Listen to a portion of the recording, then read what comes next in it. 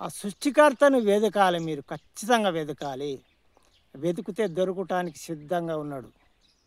వెతికినప్పుడు ఖచ్చితంగా దొరుకుతాడు.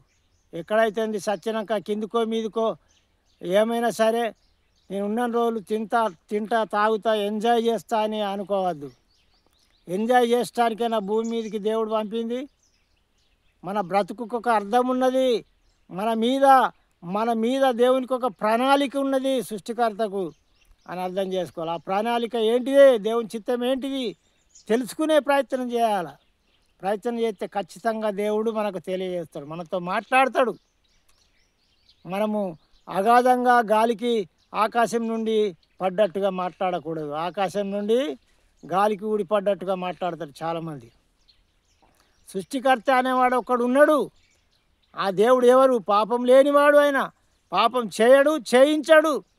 పాపం చేసినవాడు దేవుడు కాదు. మనలాగా పాపం చేసినప్పుడు దేవుడు ఎట్లయితాడు? కాబట్టి ఆ సృష్టికర్త అయిన దేవుడు ఒకడు ఉన్నాడు అన్న ఆలోచన మీకు రావాలా ప్రతి ఒక్కరికి.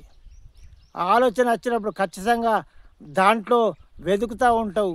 ఆ మనశ్శాంతి ఉండదు. అది దొరికే వరకు వెతుకుతూ ఉంటావు. ఖచ్చితంగా వెతుకుతూ ఉంటే దేవుడు ఖచ్చితంగా దొరుకుతాడు. అలాంటిగా వెతికే వారికి దొరుకుతా అంటున్నాడు దేవుడు. కానీ వెతికేవారు లేరు. నా జీవితం ఏంటిది, నా బ్రతికేంటిది అని వెతికేవారు లేదు. తినడం తాగడం సంపాదించడం, సంపాదించేంత మళ్ళా వదిలిపెట్టి పోవడమే. ఏం కొంటవాడు లేదు. మళ్ళా ఆ కుటుంబంలో ఉన్నోళ్ళు వాళ్ళు అనుభవిస్తారు. కానీ నువ్వు ఎన్ని తప్పులు చేసి సంపాదిస్తున్నావో, ఎన్ని అబద్ధాలు ఆడి సంపాదిస్తున్నావో, ఎంతమందిని మోసం చేసి సంపాదిస్తున్నావో, ఆ సంపాదన అదంతా పాపమని నీకు తెలియదా? ఆ పాపం నీ కొడుకులు మూట కట్టుకుంటారా? నీ కొడుకులు పంచుకుంటారా? బిడ్డలు పంచుకుంటారా? ఎవరైనా పంచుకునేటోళ్ళు ఉన్నారా? దాని గురించి నీకు ఆలోచన ఉన్నదా లేదా?